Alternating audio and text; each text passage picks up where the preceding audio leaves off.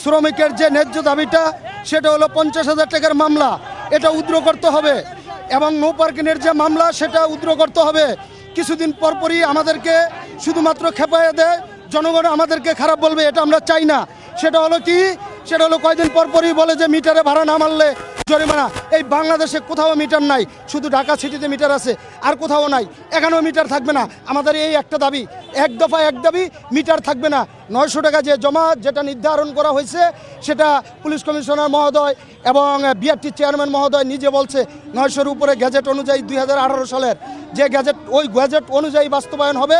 কেউ যদি 900-র অধিক জমা নেয় তার বিরুদ্ধে মামলা করলে প্রতিটা থানায় মামলা নিতে বাধ্য। প্রত্যেককে বলে দিছে মামলা নিবে, এবং আমরা যদি চাই সেটা মামলা করার জন্য সেটা করতে পারবো, এটা বলছে। কিন্তু আমাদের এখন দাবি হলো 50,000 টাকা কিছু কিছু লোককে মামলা দিছে। সেক্ষেত্রে 10 তারিখে এই আইন পাস হওয়ার পরে আমরা পদক্ষেপ নিলাম চেয়ারম্যান মহোদয়ের কাছে যে আমরা গরিব মানুষ, মেহনতি মানুষ, প্রতিদিন কি রুজি রোজগার করি, সেক্ষেত্রে যদি আপনি 50,000 টাকার মামলা দেন সেটা আমরা কিভাবে বহন করব? 2,000 টাকার মামলাই তো আমরা বহন করতে পারি না। আর ঢাকা শহর কোথাও এই মেট্রো গাড়িতে কোথাও পার্কিংয়ের ব্যবস্থা নাই, নো পার্কিংয়ের মামলা দেওয়া হয়, সেটা 2,000, 4,000, প্রথম 2,000 হলে দ্বিতীয়বার 4,000। এটা ঠিক না, এটা যাতে না হয়। আমাদের পার্কিং দেওয়ার পরে যদি আমরা সেখানে নির্ধারিত কথা না মানি, স্থানীয়ভাবে না রাখতে পারি, সেক্ষেত্রে তারা মামলা 2,000 না 10,000 দেয়, আমাদের কোনো আপত্তি নাই। কিন্তু নো পার্কিং নাই, এখন নো পার্কিংয়ের মামলা কোথা থেকে আসলো? ভাই, আমাদের দাবি যদি মেনে নিয়ে থাকে তাহলে আমরা রাস্তায় থাকবো না। আমরা শ্রমিক, আমরা রাস্তায় থাকবো। আমাদের দাবি না মানা পর্যন্ত প্রয়োজনে রাস্তায় জীবন দিব, রাস্তা ছাড়বো না। ঠিক আছে, আমাদের দাবি যদি মেনে নিয়ে থাকে তাহলে আলহামদুলিল্লাহ আমরা আগামীকালকে থেকে সবার রুটি রোজগারের বন্দোবস্ত গাড়ি নিয়ে চালবো।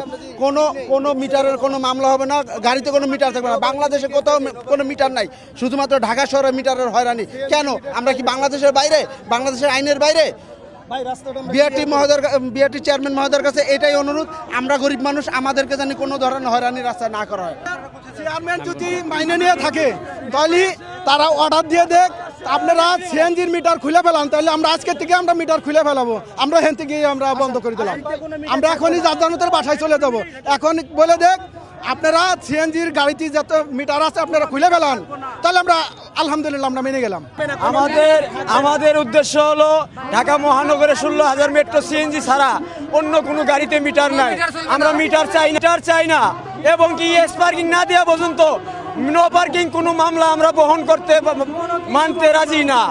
ইয়েস পার্কিং দিলে নো পার্কিং মামলা, যদি আমরা ইয়েস পার্কিং এ কোনো ব্যতিক্রম থাকে তাহলে আমরা নো পার্কিং মামলা মেনে নিতে বাধ্য। আর মালিক জমা 900 টাকার অতিরিক্ত নিলে আমরা এটাও মানতে রাজি না।